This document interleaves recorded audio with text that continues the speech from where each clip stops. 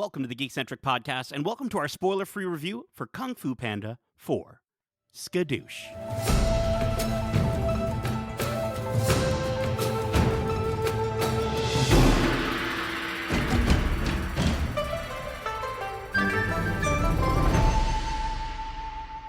Welcome to the Geekcentric podcast. My name is Nate, and this is our spoiler-free review for Kung Fu Panda 4. Special thanks, as always, to our friends at Universal Pictures and DreamWorks Animation for inviting us to watch this movie early for review. If you're joining us for the first time, we are Geekcentric, a podcast focusing on the world of movies, TV shows, video games, and all things Geekcentric.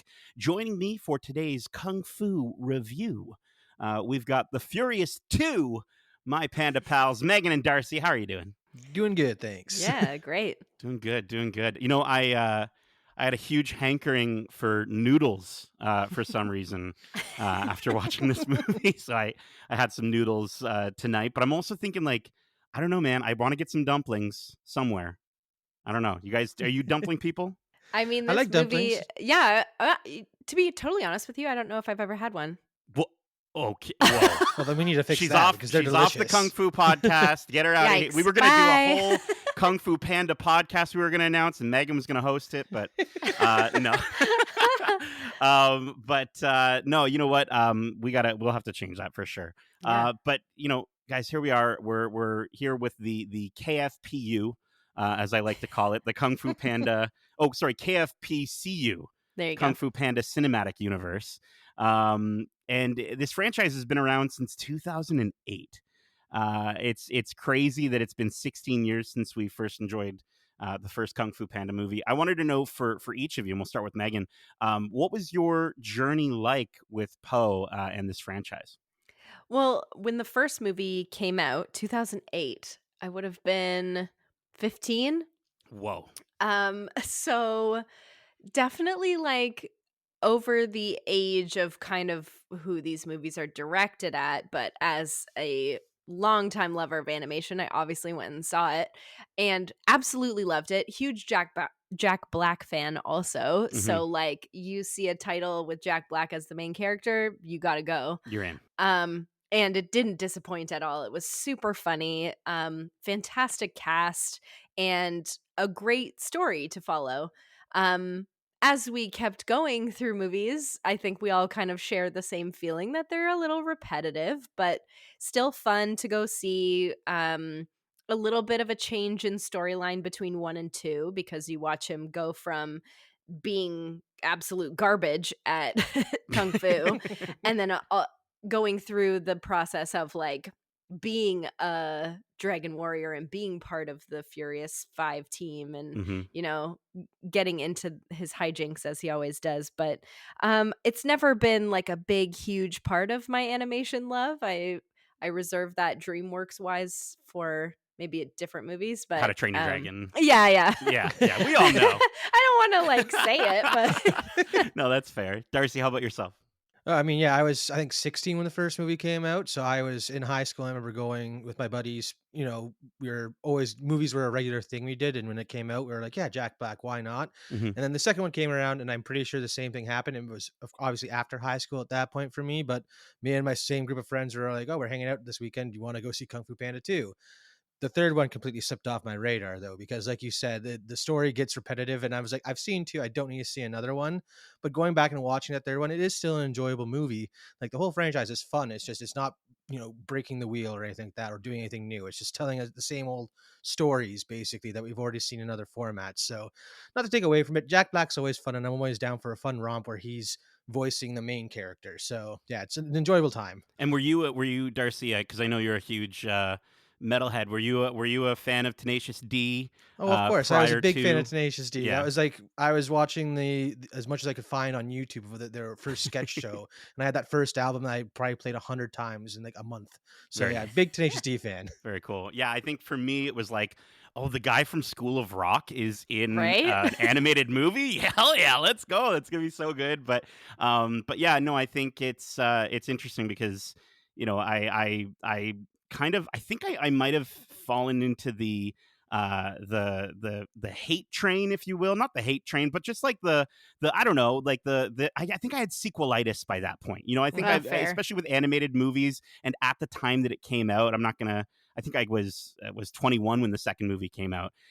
So I was, you know, I think I'd been burned pretty terribly by animated sequels in the past, and I just never gave it a shot. So like I didn't watch the second one forever. I think I've only watched it in the last couple of years, and then thankfully I corrected all that by watching all three films in the last couple of days. And I think two. For me, I personally like one the best. I think two has some like probably the greatest fight moments, like action sequences, especially when you get kind of the massive group together in that movie. But I think three, you know, where it kind of connects through Poe's lineage, I think I enjoyed in a really lovely way. And that brings us to this fourth entry. So I'm going to share the synopsis and then we'll get right to our thoughts. For the first time in almost a decade, comedy icon Jack Black returns to his role as Po, the world's most unlikely kung fu master, with a hilarious butt-kicking new chapter in DreamWorks Animation's beloved action comedy franchise, Kung Fu Panda 4. After three death-defying adventures defeating world-class villains with his unmatched courage and mad martial arts, it sounds like Po wrote this himself, and mad martial arts skills, Po, the Dragon Warrior, is called upon by destiny to give it a rest already. More specifically, he's tapped to become the spiritual leader of the Valley of Peace. Now that poses a couple of problems. First, Poe knows much about as much about the spiritual leadership as he does about the paleo diet.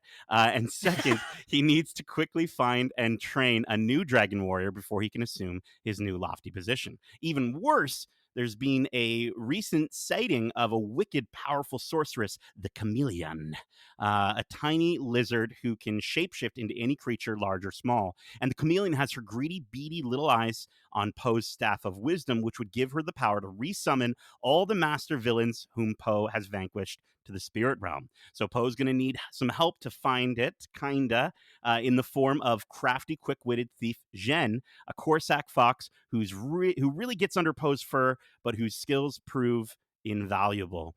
In their quest to protect the Valley of Peace from the chameleon's reptilian claws, this comedic odd couple duo will have to work together. In the process, Poe will discover that heroes can be found in the most unexpected of places. Kung Fu Panda 4 is punching and kicking its way into theaters Friday, March 8th. This, of course, stars Jack Black, Awkwafina, Viola Davis, Dustin Hoffman, Bryan Cranston, James Hong, Ian McShane, Ke Kwan, Ronnie Chang, Lori Tan Chin, and apparently Mr. Beast gets a moment in this movie. I don't know. Yes, I believe I saw who he was in the credits. So, Really? yeah, it was just like, oh, he Interesting. had one line. Cool. Again, Kung Fu Panda 4 is punching and kicking its way into theaters Friday, March 8th. Guys, let's get into what worked and what didn't. I think I want to start with, I think maybe the easiest thing that worked with this movie. Of course, DreamWorks has just gotten better and better over the years, and I think that would be with their visuals. It's great to see their team's ability grow over the course of this franchise. Going back and watching all the Kung Fu Panda movies back to back, I can definitely say this is the best looking one so far, which I mean makes sense. I think the fur textures, the reflections Yeah. look excellent, and the animation in the Kung Fu is still so impressive. I mean, it was impressive all the way back in 2008 with that first movie, but this one it's still just as impressive, and it's really fun to see how much detail these animators are paying attention to when it comes to physics, but also fight choreography as well. Yeah, and when you talk about the animation in regards to that kung fu, it's kind of wild to watch them hit every single piece of like a kung fu move and how difficult that would be as an animator. Mhm. I watch animators spend a whole day on a character running. So Oh, wow. imagining how long it takes to get them to precisely hit all of those beats is a feat in itself. So congratulations to everybody who worked on this movie. The visuals were so beautiful. The landscapes were really pretty in this hmm one. I don't Mhm. know if that just shone for me, but it was like certain scenes when they were showing kind of the landscapes of the world. It was really, really beautiful. And Nate, I totally agree with you on the textures of their fur and the different animals. Notably for me, on Poe's second dad, his Sure, yeah. biological father, I guess, Yes, I yeah. noticed his panda fur was a little different in texture to Poe's. It wasn't as smooth. It was kind of like knotted, It's kind of which was rough such a cool because detail. he's Yeah. older, right? Yeah, I love that. Mhm. Yeah, yeah. So I would totally agree. The visuals, I think, was the strongest point of this movie for me. Yeah, 100%. Again, the fight choreography in this one was great. There was a couple times where they, diverged from the usual 3D animation like they did in the past movies, where they do some 2D animation, which is really cool, and even some like kind of blending the two. Where there was a scene where it was a fight all in silhouette that then became 3D as we kind of went through the fog. It was one of the coolest action pieces from the movie. And then there's also another fun chase scene in this one, which is always cool in the last few movies too. So again, the animation has only gotten better. They're really nailing it on that aspect. Yeah, and I just to add on to the point that you said about that shadow scene, Mhm. there's a few moments that really highlight different versions of Chinese art and dance, Mhm. which was kind of a really cool thing to notice throughout this movie. I don't know if they did that much in the first three. I Hmm. feel like it was way more noticeable in this one. So, Mhm. yeah, that was definitely a cool point. Something else that they added that they didn't do in the first three, and I'm not going to say they added it and omitted something else that I really liked, but they kind of did. They add sort of these moments and you'll see it in the trailer. I think when Poe is fighting like a manta ray or something, these sort of single lines of paint that strike through the imagery, and the rest of the frame goes black. And I thought that looked really cool. It was new for the franchise. But if that was in lieu of the thing that they took out, which I was disappointed by, then I don't know if it was worth it. Which is those beautiful, like 2D animated sequences that we get in, with the first film. At the very beginning of the first film, we have that incredible moment with Poe kind of in his head, and he's acting out his scene. We get those as well in flashbacks throughout the other two movies, and I would have loved to have seen that make a comeback in this film. I think that even as a because they have spin-off series as well. I think they've got two or maybe three Mhm. spin-off series. Do it in that style instead of doing CG that you can't make look as good as the movies because you don't have the same budget. Do it in that style. But I mean, I'm not an animator. I don't know. Maybe that costs even more than CG. I'm not sure, but I just I just think the omission of those sequences, they could be related, but out of all the things that they brought back and sort of fumbled a little bit in this movie, I wish they had brought that back and let it shine. But I don't know. I don't know. I do also want to take a moment to highlight Hans Zimmer for giving us, I'd say, a pretty consistent carryover from Mhm. when it comes to the musical score. I definitely, I felt like we were in this universe, and I think the music is such a huge part of that, and the specific themes of Poe. Plus, we get two dope covers. Mhm. One Darcy had to tell me the name of was I had Crazy it. Train by Ozzy Crazy Osbourne. Crazy Train by Ozzy Osbourne. Traditional Chinese orchestral cover of it. Like all strings and stuff. It was so good. Randy Beautiful. Rhoads' solo has never sounded so beautiful. I that would be one that I would download from this soundtrack for sure. And then the other one is from the great Jack Black himself. But I'm going to wait till you see the movie. Wait till the end credits to hear it, because it is That's the pretty. one I would download. Yes. Okay. Yes. Perfect. Well, I mean, anything Jack Black, we're Of gonna course. definitely grab. Uh-huh. Was there anything you guys wanted to mention about the visuals or the music before we move on? No, again, those are the strongest parts of this movie in my opinion. Yeah. So I've said all the positive things I want to say about that. Yep, Okay. I absolutely mean, agree. I might have a few more Oh yeah, positives. so do I. So do Pause. I. It's just Pause like a bear they pause. don't see Oh that, my Nate. God. I They know it's can't an see audio it. format. They're not going to see it. Okay, I want to talk about the characters in this movie. We're missing the Furious Five for reasons explained by one line of dialogue in this film, uh, which is fine. Like, I get it. Like, it would cost a lot to get all those actors back, and I understand maybe that was a part of the idea of attempting to do something different with this movie. But if you know, and the other thing I will say, if you loved all those panda characters in number three, none of them are back except for one. So, but let's start with the characters who are in this movie, and of course, Jack Black. What did you guys think as his return to Poe? Well, it felt like no time has passed at all.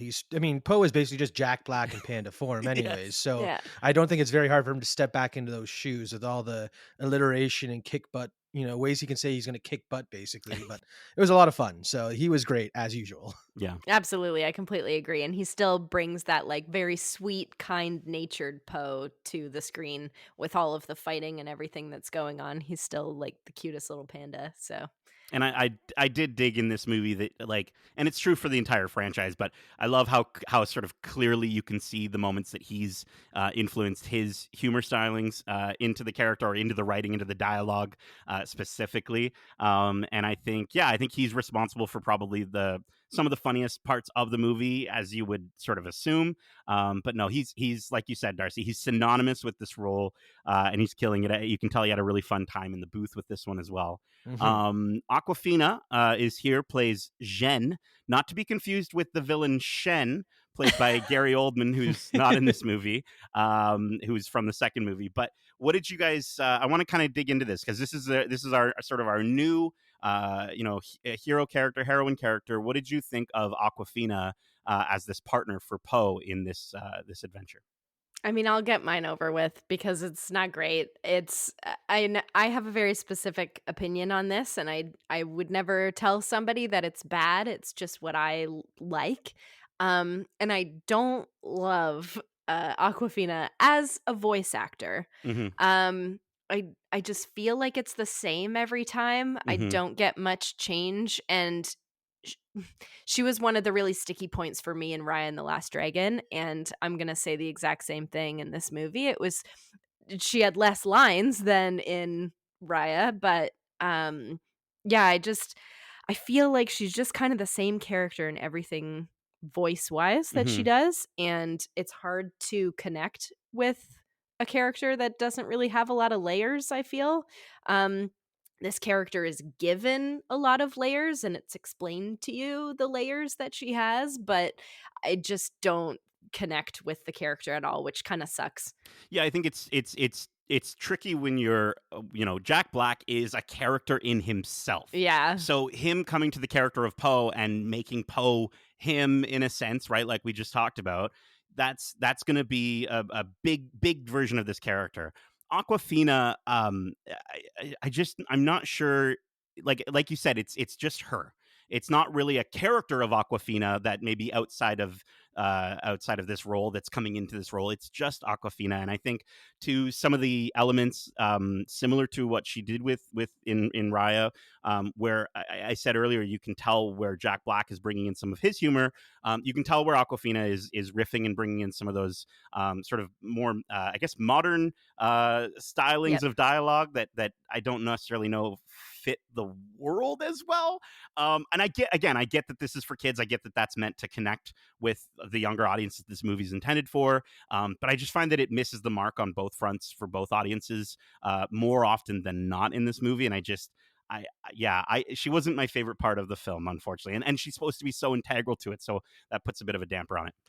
Yeah, no, I think the biggest issue is the fact that she is, paired with Jack Black. Is we already have the one character who doesn't really take it seriously in Jack Black. He is, of course, the Dragon Warrior and Hmm. does respect it, but he is still very tongue in cheek and jokey about it as he's doing it. Whereas pairing him with someone who's doing the same thing, it's just like that doesn't really work. What worked with the first movie was the fact that he was paired with the serious Tigress and the rest of the Furious Five, who were all very dedicated to their craft and didn't really respect him, and that worked. And this one, it she didn't respect it and didn't respect him, but not because he's the Dragon Warrior, because he didn't know what was going on. It was very up in the air. And in regards to her performance, I think it was one of her stronger voice acting performances. I found in Raya, she was just yelling everything, and that was her form of voice acting. And again, in Little Mermaid with Scuttle, that was one of my least favorite parts of that movie. I Yeah. loved the remake, but the scuttlebutt does not need to exist, in my opinion. This one was a bit more toned back, a bit more subdued, and I did enjoy it. But again, I do understand there wasn't the depth to some of the other characters that we've gotten in the series, and that kind of is unfortunate considering how integral she is to this story. And I want to shout out that, again, not all of her lines of dialogue are her improvising, and Mhm. so Yeah. the aspects that we can't really connect with aren't on her 100% at all. It's Mhm. there's definitely some issues with the story and the pacing that we'll talk about later, that I think contribute to not being able to connect with Totally. her character as much. But Mhm. Viola Davis is coming in as the chameleon. Viola Davis is coming in as the chameleon. Again, this franchise is known for having big names coming in as the villain. And I think that she's got a very strong presence in the movie when she's the focus of the scene. Otherwise, she is so one note in this Mhm. film, and I think these villains have become more and more one note as this franchise has gone on from film to film. I don't think, I think Tai Lung will always be sort of the most Mhm. depth given to a Yep. villain so far in this franchise, and it's one of those things that's unfortunate because you've got these incredible voices like Viola Davis. You'd hope we get a little bit more in terms of their character arc, and I don't know. I'm sad to say that she's just not that memorable as a villain, even though Viola Davis herself is so incredible. I just think that she could have had more memorable moments than Chameleon, especially in the dialogue. Yeah, it was one of those villains that also, like, you'll find out in the movie, but doesn't have the strongest backstory Yeah. either.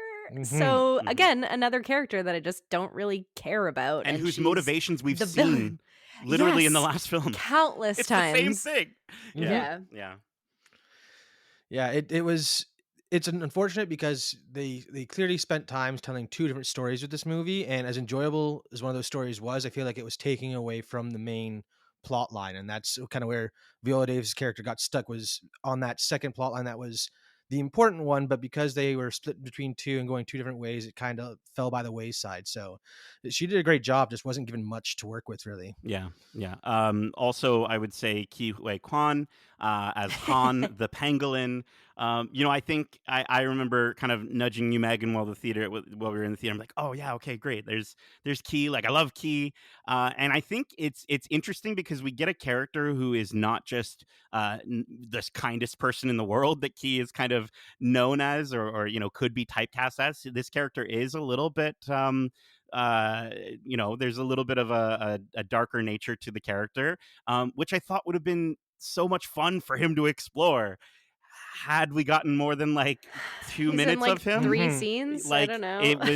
it's so, if it just what I would say is, if you're a big Ke Huy Quan fan, as you should be after the last few years he's had, just don't go into the movie expecting to see or hear him a lot, because he was underutilized for sure, for sure.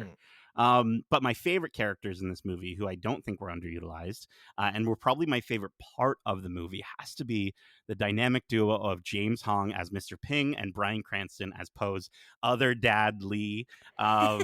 They are two dads, and they get a wonderful side adventure that, for as much humor and as moments in this film that did get a little bit of a chuckle out of me, anytime these two were on screen together, I just biggest smile in the world. I just Mhm. getting to Absolutely. Mhm. watch and hear these two work and grow together and see their relationship sort of grow.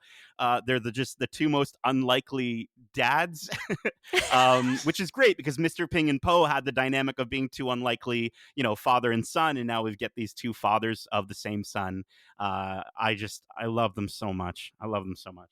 Yeah, they were really funny. They also brought a genuine humor to this movie that lacked, like we said, in one of the main characters. Hmm. And their scenes were so fun. And like you said, Nate, throughout the movie, as we got more and more of them, every scene they popped up in, I had a little smile on my face because I was like, oh, I can't wait to see what they're going to do now or what they're going to say. And I made up a little song on our way home, Yes. which they're very much not portrayed this way, Yeah. but it feels like they're two gay dads. And Yeah. it's Yeah. really cute. Yeah. It's really Mhm. lovely. I remember, I think at one point in the movie, Nate, you even said, "Just give me a movie with these two," Yeah. because like that, they Yes. were the strongest part in this movie. The humor was hitting; it didn't feel forced at all. It was just a very fun little adventure with people who shouldn't be on an adventure. So, I really enjoyed it. Yeah, they were great. Yeah. Yeah. Now, not to take our smiles and turn them into frowns again, but I do want to kind of get into just kind of the last section of this review for me, that didn't quite hit the nail on the head. I think it was the weakest part of this, and I think that has to go for, unfortunately, both the humor and the story pacing.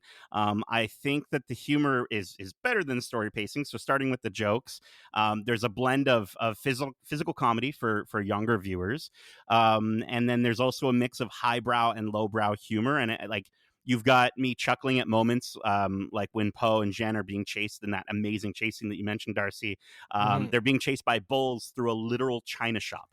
Little things like that, right, were great. Or there's a really fantastical pig character who flies, and it's like when pigs fly. And I'm like, okay, oh, I see what you're doing there. Okay, that's kind of funny. But then you get like it's cut instantly by like bunnies biting nipples and saying violence makes our tummies tingle.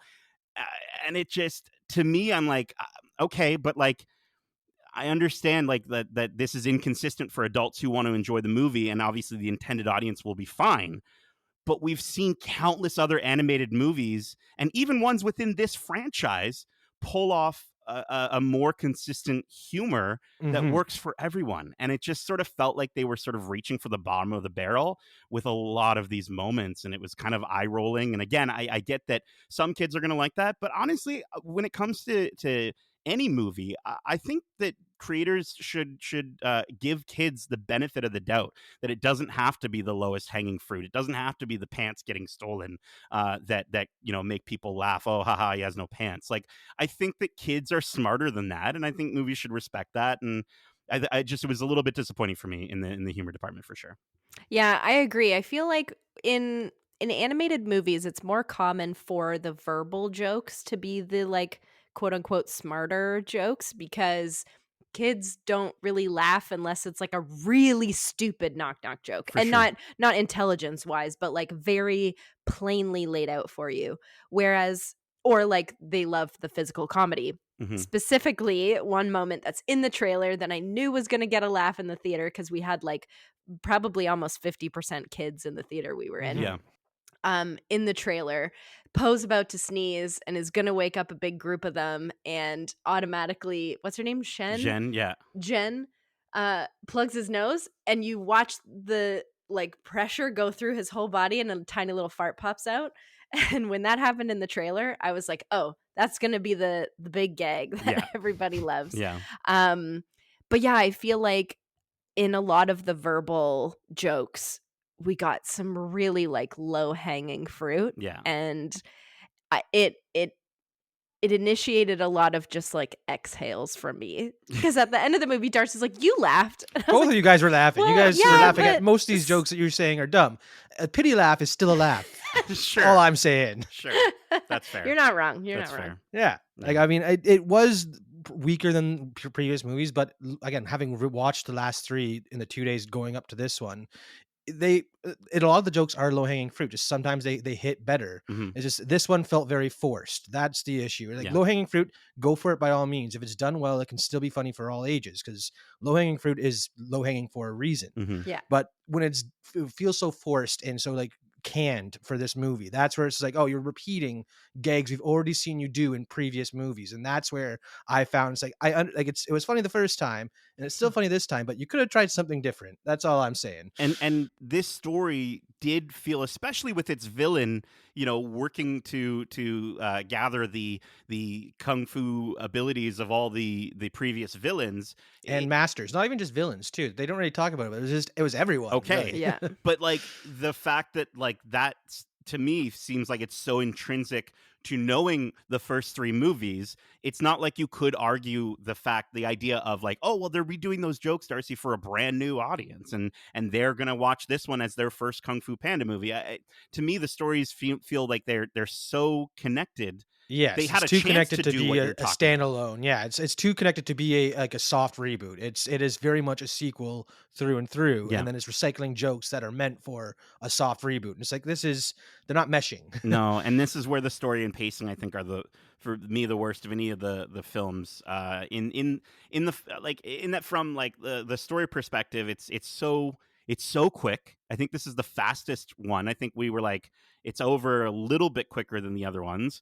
And it's, to me, it's so tough to fall in love with new characters in the movie, which just makes for some really synthetic emotional beats that also feel, if the jokes feel recycled, these emotional beats also feel recycled and placed in the wrong point in the movie. And it just feels like as you said, we've seen all these moments in the past three movies, and I just think the last one ended so perfectly that they really, for me, I was kind of going into this hoping they would go really different. Right, when I heard that the Furious Five were not involved, I'm like, okay, that maybe this means they're going to go in a completely different direction. But instead, it's very safe, it's very predictable, and it's disappointing for what's actually a really great series of movies that, to your point, Meg, as shouting out How to Train Your Dragon, I don't think this series is the first series that people think of when they think of DreamWorks animation. And it really is, at least these first three movies are really, really top tier. So to just sort of see this fourth movie come out in 2024, it just was upsetting to me, because I really wanted this to renew Kung Fu Panda after enjoying that third movie, and it just Hmm. didn't. Yeah, when you get a story like the one in this movie that we've seen so many different ways and so recycled, you can do an old story as long as you put your own spin on it. Whereas this movie didn't really try to, again, break any wheels or anything like that, or change the formula up. They just kind of went with your stereotypical buddy adventure, essentially, where the villain is this great ultimate evil who you don't really fall in love with. And it's just like that. Again, while we did get great moments going on the Lee and Ping adventure, I feel like because we spent so much time following them, we lost the time that we could have gotten with Kihei Kwan's character and Viola Davis's Chameleon. Mm-hmm. Like they weren't in it enough for us to be connected to them, and that's where I really fell out, is because we were bouncing back and forth between these two stories when it could have really been a solid standalone story if you took the time to explore those two characters a bit more. Yeah, it's giving Amazing Spider-Man 2, where there's just like way too much going on, and there's no way you could create a story that's worth watching in that. I also found that it's, like you said, incredibly predictable. Mm-hmm. Nate leaned over to me, what, like 15 minutes into the movie, and he goes, "I bet you this is what happens." I was like, "Well, yeah, duh." Yeah, She knew it ahead of wasn't me. hard to predict. I thought Yeah. I was being smart, and she had figured out maybe like 10 minutes earlier than I did. But Yeah, yeah, I mean, like, watch the trailer and yeah, sure. you know what's gonna happen. Yeah. So it is unfortunate, and I think they tried to do too much. But then also there's more coming. I don't Yeah, know. the rumor, Yeah. Darcy, you were saying that there's a fourth yeah, and fifth back on the for way. the third. When the third one's released, they said that there were 3 more installments planned. That was 8 years ago. Maybe DreamWorks has changed the plan up, but with Yeah. the fact that we're getting another Kung Fu Panda. Wow, I just said that. Kung Fu Panda. Yeah. The fact that we're getting another one now makes me feel like they aren't forgetting about this franchise and wanting to continue it again with those final 2 films. Right. So, I mean, I'm sure this movie will do well enough that we will get another movie. Whether it's their intended plan, maybe the response from this one will change their idea and end on the 5th. I don't know. It's very up in the air right now because this movie isn't all that memorable for me. Yeah. Yeah. Let's, on that note, let's kind of get to our final thoughts and rating, which we're going to be rating this movie on a scale of 1 to 5 missing members of the Furious Five. Megan, I'm going to get you to kick us off. Absolutely. I mean, quick description, just the visuals were the high point for me. A storyline that maybe should have been left out of the movie was actually the high point for me. So, all that said, and everything we've said in the podcast, I'm going to sit at a little middle ground of 3 out of 5 missing Furious 5 members. Is Sure. that Yeah, that what works. you said? They're missing. Yeah, Yeah. they are missing. Where are they? Darcy, how about yourself? I mean, again, I did enjoy the movie. It's still a fun adventure. I'm sure kids will love it, and it's a fun family flick to throw on. Just don't expect a groundbreaking story. Kind of like the first one did kind of reinvent the kung fu story or pay homage to those. This one is just recycling those old stories in a not very exciting way. The visuals are great, music was awesome, and again, some of that humor did hit really hard. It was very well done. That bull in the china shop is a hilarious moment in the Yeah. middle of this, again, incredible chase scene. To slow it down, the way that Kung Fu Panda likes to kind of jarringly shift up the pacing and stuff like that is really fun, and that did hit well in this movie too. So again, the story is where it fell apart, so I'll be giving this one 3.5 out of 5 missing Furious 5 members. Yeah, I think if you grew up alongside these movies, and maybe you've got some younger ones in your family or life that you want to take to the theater to enjoy a movie, you're still going to enjoy a Kung Fu Panda movie. It's it's still Kung Fu Panda, but you're gonna feel that something is missing for sure. Whether it's the pacing, it's the recycled emotional beats, the inconsistent humor, or the one note villain arc. You might end up being distracted by the overall thought that I was distracted by, which is just, why did this movie need to happen? And I'm sure the answer is money. But I think that said, there's still elements to enjoy, like the visuals, the music, as you said, Megan, that side adventure, and some jokes that do really work. But ultimately, yeah, if you're seeing this with kids, I do really think you're going to have a great time. Just go get some popcorn, have a good time at the movies, maybe a lovely Tuesday matinee or something. But Cheap night. for me, I hope that if they do have future installments with this franchise, I hope they go in just a really different direction. Or maybe they do utilize that animation style that I brought up earlier from the first three films, that 2D animation, that gorgeous animation, and make maybe a beautiful sort of legendary series. Maybe Yeah. like an anthology would be really cool, different masters, different things like that, as something just to refresh the franchise. Because yeah, this wasn't it, and I'm sad to give Kung Fu Panda 4 3 out of 5 missing members of the Furious Five. This movie is certainly more of a skablam than a skadoosh.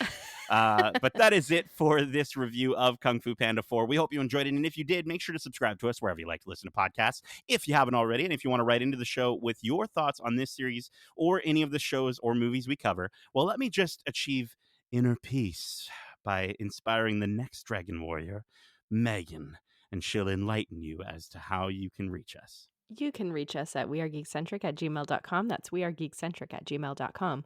Or you can find us on the app formerly known as Twitter at GeekcentricYT, or on Instagram at wearegeekcentric. Keep in mind, we also have a ton of other great episodes covering the latest in movies, TV shows, including our recent spoiler-free reviews for Extraordinary Season 2, Dune Part 2, Netflix's Avatar: The Last Airbender, and Star Wars: The Bad Batch Season 3. We've also got our watch club for Star Wars: The Bad Batch Season 3 happening, with our current episode out now covering episodes 1 to 3, and then we are back on March 13th with our next episode covering episodes 4 to 7, and then we're going weekly to wrap up and finish up this incredible Star Wars animated series.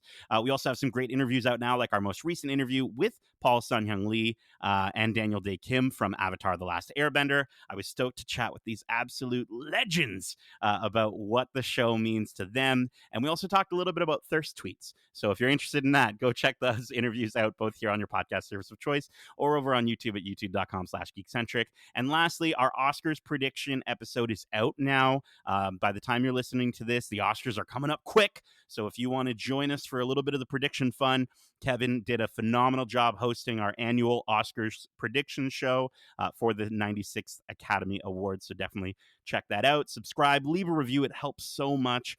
We've got tons of stuff coming this month and all throughout 2024. So subscribe so you can join us as we cover all things geek-centric. Megan, Darcy, thank you so much for joining me for this skadoosh of a spoiler-free review. And as we say, love ya. Bye. Laters.